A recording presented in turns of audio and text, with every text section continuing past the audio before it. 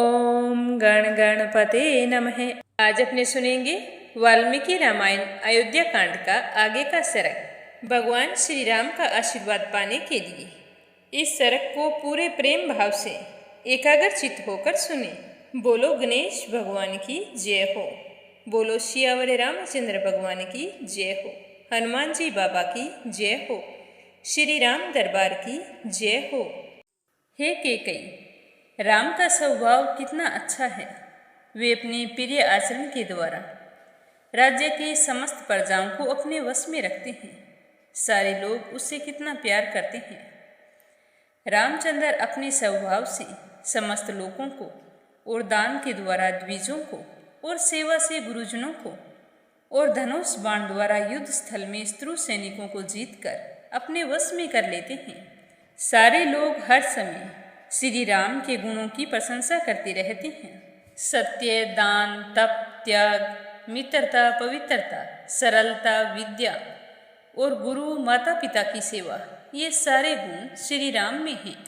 हे केकई, महर्षियों के समान तेजस्वी सीधे साधे मेरे राम का तुम अनिष्ट क्यों करना चाहती हो। मेरा प्यारा पुत्र राम सबसे प्रिय बोलता है। आज तक उसने कभी भी किसी को अप्रिय वचन नहीं कहा। उसके बचपन से लेकर आज तक मुझे कभी भी ऐसा याद नहीं आ रहा है जब उसने किसी की अवहेलना की हो। राम सब लोगों का प्रिय करने वाला है और उसी राम के लिए मैं आज ऐसी अप्रिय बात कैसे कह सकूंगा। मेरे पुत्र में क्षमा, तप, त्याग, सत्य और समस्त जीवों के प्रति दया भरी हुई है।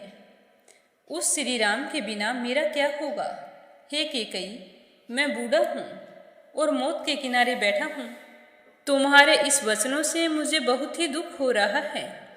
मैं बड़े दीन भाव से तुम्हारे सामने गिड़गिड़ा रहा हूँ। केकई, तुम आज मुझ पर दया करो। सारी पृथ्वी पर जो कुछ है मैं वो सब कुछ तुम्हें दे दूंगा, परंतु तुम मुझसे ऐसा अनिष्ट मत करवाओ, क्योंकि यह फैसला मुझे मौत के मुंह में धकेल देगा। मैं तुम्हारे आगे हाथ जोड़ता हूँ, तुम्हारे पैरों में पड़ता हूँ। तुम श्री राम को यहाँ शरण दे दो, उसे वनवास मत दो। इसके अलावा जो तुम कहोगी मैं वो सब कुछ करने के लिए तैयार हूँ। इस तरह राजा दशरथ बड़े ही दुखी होकर हाथ जोड़कर केकई के सामने गिड़गिड़ा रहे थे। बार बार बेहोश हो जाते और जब होश आता तो फिर से केकई के सामने गिड़गिड़ाने लगते। लेकिन केकई का हृदय नहीं पिघला। वह और भी भीषण रूप धारण करके बड़े ही क्रोध से कठोर वाणी में कहने लगी कि हे राजन, अगर आप ये दो वरदान नहीं दे सकते हैं तो आप अपनी धार्मिकता का ढिंढोरा कैसे पीट सकते हैं।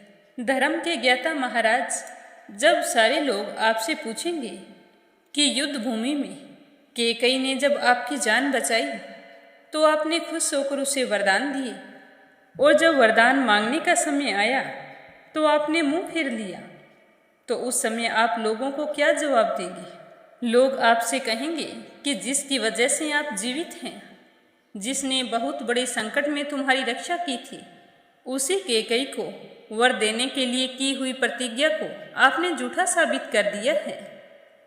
हे राजन, अगर आपने आज वरदान नहीं दिया तो आप अपने कुल के राजाओं के माथे के कलंक का टीका बनेंगे। जब राजा सेब्य ने बाज और कबूतर के झगड़े में कबूतर के प्राण बचाने की प्रतिज्ञा को पूर्ण करने के लिए बाज नामक पक्षी को अपने शरीर का मांस काटकर दे दिया था, और उसी तरह राजा अलर्क ने एक अंधे ब्राह्मण को अपनी दोनों आंखें दान करके परम गति प्राप्त की थी। समुद्र ने भी देवताओं के समक्ष अपनी सीमा को ना लांघने की प्रतिज्ञा की थी, और वह अब तक अपनी प्रतिज्ञा का उल्लंघन नहीं करता है। आप भी पूर्ववर्ती महापुरुषों के बर्ताव को सदा याद रखें और अपनी प्रतिज्ञा को झूठी साबित ना करें। पर मैं आपसे यह सब बातें क्यों कह रही हूँ, क्योंकि आप मेरी बात मानने वाले नहीं हैं। आप तो धर्म को तिलांजलि देकर श्री राम को राज्य पर अभिषेक करके रानी कौशल्या के हित की बात करना चाहते हैं, पर मैं तुम्हें कौशल्या के हित की बात नहीं करने दूंगी। अब चाहे धर्म हो या अधर्म हो, चाहे मुझे कोई दुष्टा कहे, झूठ हो या सच हो, मैं अपनी बात से नहीं पलटने वाली। जिस बात की मैंने प्रतिज्ञा कर ली है उसमें अब कोई भी परिवर्तन नहीं ला सकता। यदि श्री राम का राज्याभिषेक होगा तो मैं आप सबके देखते ही देखते जहर पीकर मर जाऊंगी, क्योंकि मैं नहीं चाहती कि श्री राम का राज्याभिषेक हो और सारे लोग कौशल्या को राजमाता होने का दर्जा दें। यह देखने से तो अच्छा है कि मैं आज और अभी इसी वक्त अपने प्राणों का त्याग कर दूं।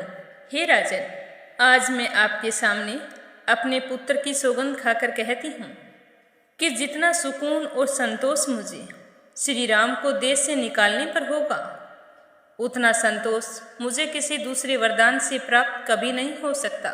इसीलिए अच्छा यही होगा कि आप मुझसे किसी भी तरह की कोई उम्मीद ना रखें और अपने धर्म का पालन करें। इतना कहकर केकई चुप हो गई। राजा दशरथ बहुत रोए, गिड़गिड़ाए, केकई के पैरों में लौटने लगे, लेकिन केकई ने उनकी किसी भी बात का जवाब नहीं दिया। श्री राम का वनवास और भरत का राज्याभिषेक, केकई के मुख से यह परम अमंगलकारी वचन सुनकर राजा दशरथ व्याकुल हो उठे और एकदम से चुप और धीर गंभीर हो गए। उसके बाद उन्होंने केकई से कुछ नहीं कहा। वे चुपचाप दुष्ट बुद्धि केकई की ओर केवल एकटक देखते रहे। राजा दशरथ के हृदय को दुखी करने वाली केकई की वह वज्र के समान कठोर तथा क्रोधपूर्वक वाणी को सुनकर राजा को बहुत ही दुख हुआ। उसी समय उनकी सुख और शांति सब कुछ छिन गया। वे टूटे हुए पेड़ की तरह धरती पर ही बैठे रहे। केकई के घोर निश्चय को देखकर चुपचाप बैठे हुए अचानक से कहने लगे कि हे राम, और फिर लंबी सांस खींचते हुए धरती पर लौट गए। वो फिर से बेहोश हो गए। बड़े दुखी प्रतीत हो रहे थे। उनकी प्रकृति ही विपरीत हो गई थी। उस समय ऐसा लग रहा था जैसे राजा दशरथ को भयानक रोग ने घेर लिया है और उनका इससे बचना नामुमकिन है। कुछ समय बाद जब राजा दशरथ को होश आया तो बड़ी ही दीन वाणी में केकई से फिर से कहने लगे कि केकई, जो तुम कह रही हो वही होगा, ये मुझे पता है। फिर भी तुम ये तो बताओ कि इस तरह का उपदेश तुम्हें किसने दिया है? मुझे तो जान पड़ता है कि तुम्हारे चित्त में भूत प्रेत का वास हो गया है। पिशाच ग्रस्त नारी ही ऐसी बातें कर सकती है, और वही होती है जो कभी भी किसी भी बात से लज्जित नहीं होती है। पिशाच के लक्षण आज तुम्हारे शरीर में दिखाई दे रहे हैं, क्योंकि इस तरह के लक्षण आज से पहले मैंने तुम में कभी नहीं देखे थे। आज हमारे कुल का नाश हो गया है। इससे अच्छा तो ये होता कि उस समय तुम युद्ध संग्राम में मेरी जान ही नहीं बचाती। कम से कम आज मुझे यह दिन तो नहीं देखना पड़ता। यह कहकर राजा दशरथ फिर से बेहोश हो जाते हैं और केकई रोषपूर्ण राजा दशरथ को देखती रहती है। उसका हृदय बिल्कुल भी नहीं पिघलता है। तो आज का सर्ग समाप्त हुआ। आगे क्या हुआ यह सुनेंगे अगले सर्ग में। बोलो सियावर रामचंद्र भगवान की जय हो।